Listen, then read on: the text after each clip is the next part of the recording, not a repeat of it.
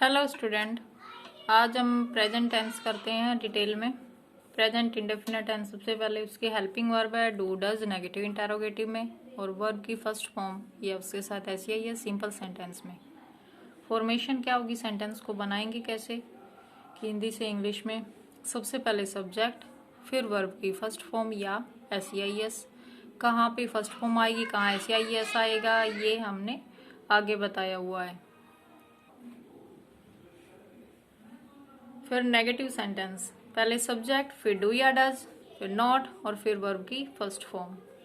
Interrogative, do does जो helping verb है वो पहले आएगी, इंटेरोगेटिव सेंटेंस में हेल्पिंग वर्ब पहले आती है, फिर सब्जेक्ट और फिर वर्ब की फर्स्ट फॉर्म। और इंटेरोगेटिव और नेगेटिव सेंटेंस हो तो डू डज की इंटेरोगेटिव है इसीलिए, फिर सब्जेक्ट और फिर नॉट नेगेटिव के लिए, और फिर वर्ब की फर्स्ट फॉर्म। अब इसमें डू डज कहाँ आएगा, वर्ब की फर्स्ट फॉर्म या SEIS कहाँ आएगा वो देखते हैं। डू और वर्ब की फर्स्ट फॉर्म कि यदि नेगेटिव इंटेरोगेटिव हो तो डू आएगी हेल्पिंग वर्ब, और सिंपल हो तो वर्ब की फर्स्ट फॉर्म। कब आएगी, जब सब्जेक्ट आई हो, वी हो, यू हो या दे हो, या कोई प्लूरल नाउन हो। I we first person, you second person, they third person का प्लूरल, या कोई भी प्लूरल नाउन हो तो हम डू या फिर वर्ब की फर्स्ट फॉर्म यूज करेंगे। वो सेंटेंस के फॉर्मेशन पे डिपेंड करेगा कि सेंटेंस है कैसा। उसके बाद यदि डज और वर्ब की फर्स्ट फॉर्म या SEIS कब आएगा, जब सब्जेक्ट ही, शी, इट या सिंगुलर सब्जेक्ट हो, singular noun he, she, it मतलब थर्ड पर्सन सिंगुलर। तो हम नेगेटिव इंटेरोगेटिव हो तो डज, और वर्ब की फर्स्ट फॉर्म या SEIS कब आएगा, जब सेंटेंस हमारा सिंपल हो। अब यूज कहाँ कहाँ होता है, ये तो थी फॉर्मेशन, और कहाँ पे क्या आता है। अब यूजेस, सबसे पहले रूटीन या हैबिट्स के लिए। कि टेंस मोस्टली सेंस पे डिपेंड करते हैं। सेंस क्या बननी चाहिए, जहाँ भी रूटीन की या हैबिट की सेंस बन रही है तो हम प्रेजेंट इंडेफिनिट यूज करते हैं। जैसे शी वॉचेज TV, ये रूटीन है। They do not believe, does he go to market, I read newspaper and magazines, ये कहाँ पे क्या लगा हुआ डिपेंड करता सब्जेक्ट पे, तो वो हम पहले कर चुके हैं। इसके बाद यूनिवर्सल या साइंटिफिक फैक्ट के लिए, कोई सार्वभौमिक तथ्य हो या कोई वैज्ञानिक तथ्य हो तो भी हम प्रेजेंट इंडेफिनिट टेंस ही यूज करते हैं। जैसे water boils at 100 degree temperature, the sun sets in the west, तो ये साइंटिफिक फैक्ट और नीचे वाला यूनिवर्सल फैक्ट है। ऐसा कोई सेंटेंस हो तो प्रेजेंट इंडेफिनिट ही यूज किया जाता है। फ्रेजेस या परमानेंट ट्रूथ शो होता हो तो भी प्रेजेंट इंडेफिनिट टेंस आता है। जैसे ट्रूथ ऑलवेज विंस, फ्रेज है ये, सच्चाई हमेशा जीतती है, परमानेंट ट्रूथ भी कह सकते हैं। तो ऐसे सेंटेंस में जो परमानेंट ट्रूथ हो, 2 and 2 make 4, तो वहां पे प्रेजेंट इंडेफिनिट टेंस आता है। कुछ इंपॉर्टेंट चीज जो इस टेंस में नोट करने लायक है वो तो थी सेंस, कि हम सेंटेंस को पहचानेंगे कि हैबिट दिखाई हुई है, रूटीन दिया हुआ है, कोई परमानेंट ट्रूथ है, इस तरीके का।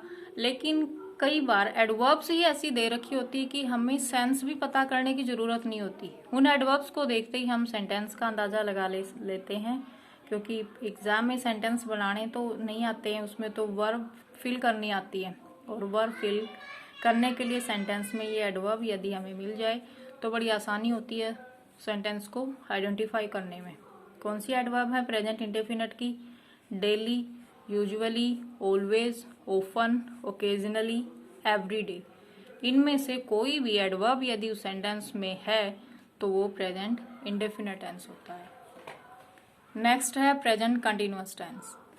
प्रेजेंट कंटिन्यूअस टेंस की हेल्पिंग वर्ब क्या है, is, M, are.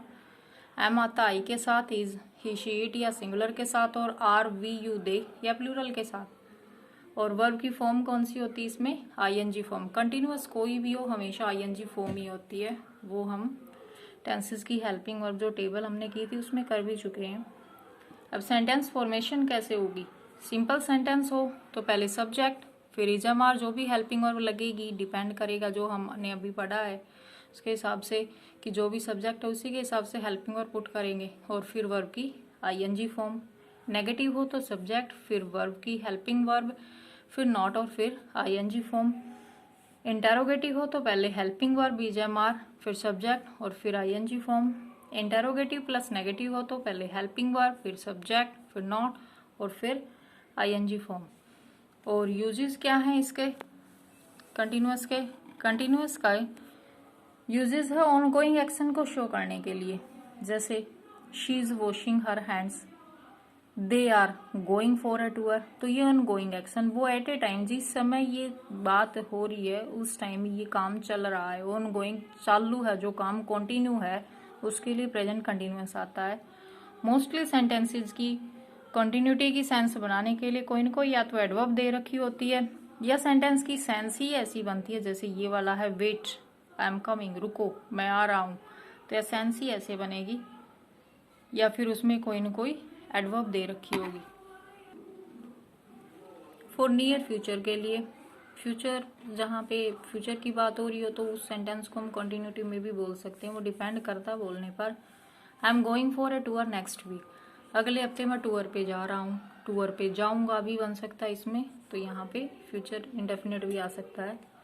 The minister is coming to our school, are they attending the meeting. इसमें इंपॉर्टेंट एडवर्ब क्या है कि सेंटेंस को हम देखते ही पहचान लें, तो वो एडवर्ब है नाउ दे रखा हो, टुडे हो, एट दिस टाइम हो, एट द मोमेंट हो, एट प्रेजेंट हो या नाउ ए डेज हो।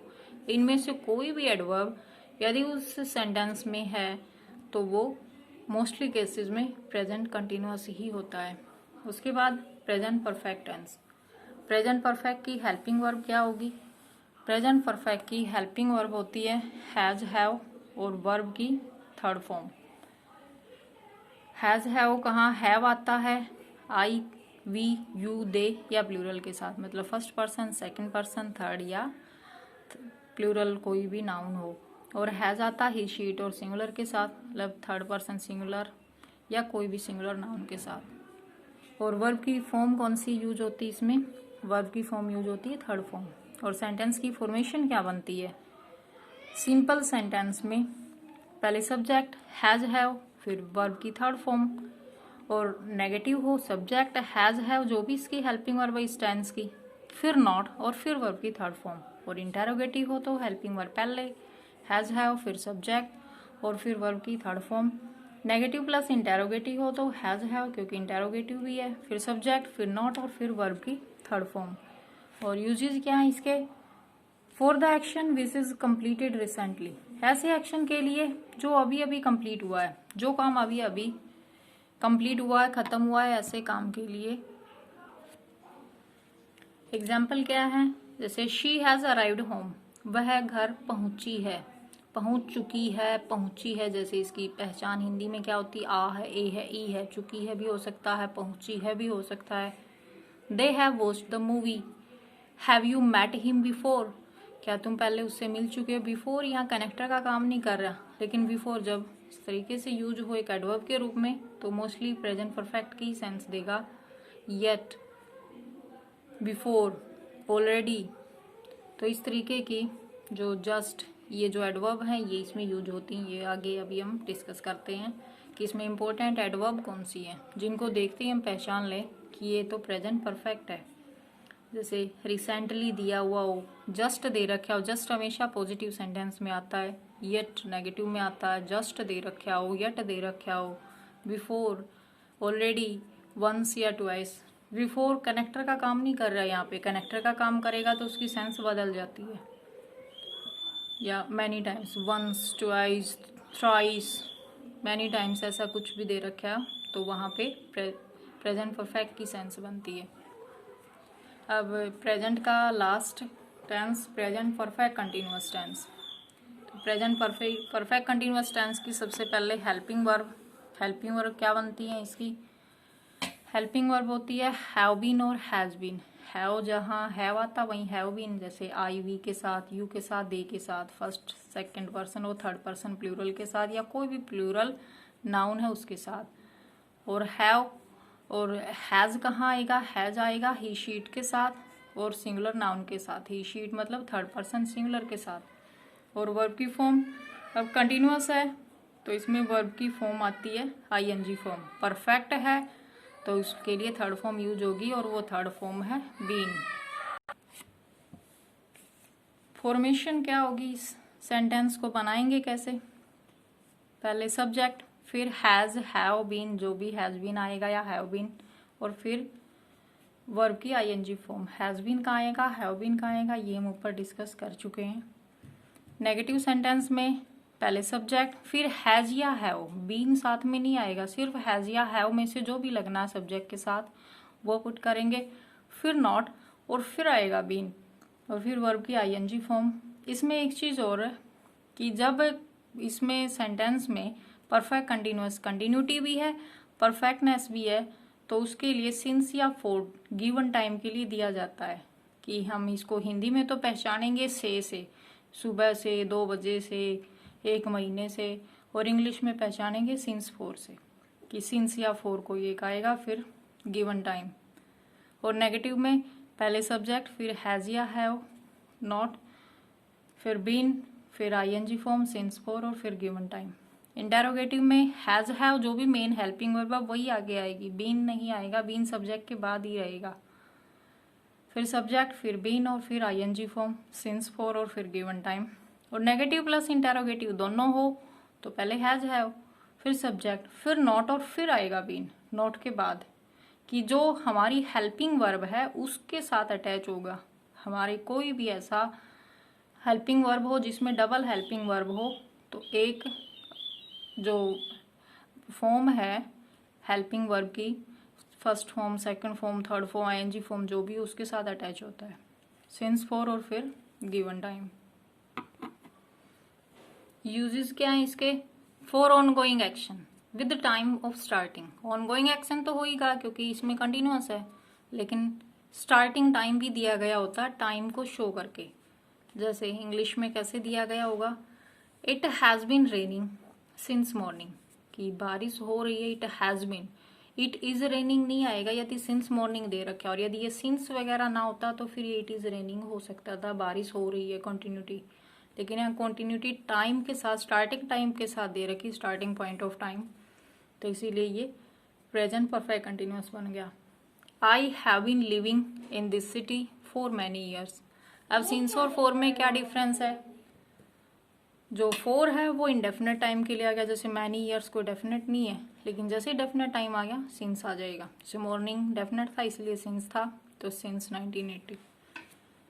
दे have not been working for 1 week, वो 1 हफ्ते से काम नहीं कर रहे हैं, या यही डेफिनेट होता सिंस मंडे वगैरह एग्जैक्ट टाइम दे रखा होता तो सिंस आ जाता है। Have you been teaching in this institution for 5 years, या since 2015। My mother has been cooking for half an hour, या सिंस 10:30 AM। तो यहाँ पे सिंस और फॉर का डिफरेंस भी पता चल गया। तो ये था हमारा प्रेजेंट टेंस।